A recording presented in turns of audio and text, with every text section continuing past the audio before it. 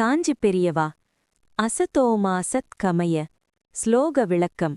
ஒரு பெரிய உபன்யாசத்தில் காஞ்சி பெரியவா உபனிஷத்துக்களில் வரும் ஒரு மிக ஆழமான பிரார்த்தனை ஸ்லோகத்தை விளக்கினார். அந்த ஸ்லோகம் அசதோமா சத் கமய தமசோமா ஜோதிர்கமய மிருத்யோர்மா அமிர்தம் கமய.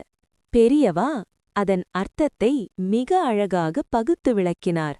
அவர் சொன்னார், அசதோமா சத் கமய என்றால் பொய்யிலிருந்து உண்மைக்கு என்னை அழைத்துச் செல்.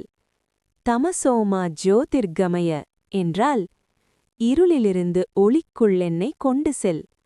மிருத்யோர்மா அமிர்தம் கமய என்றால் இறப்பிலிருந்து நிலையான ஆனந்தத்திற்கு என்னை கொண்டு செல். பின்னர் அவர் மிக ஆழமான போதனை சொன்னார். இந்த 3 வரிகளும் மனித வாழ்க்கையின் முழு பயணம். அறியாமையிலிருந்து அறிவுக்கு, துக்கத்திலிருந்து ஆனந்தத்திற்கு, பிறப்பிலிருந்து மோட்சத்திற்கு.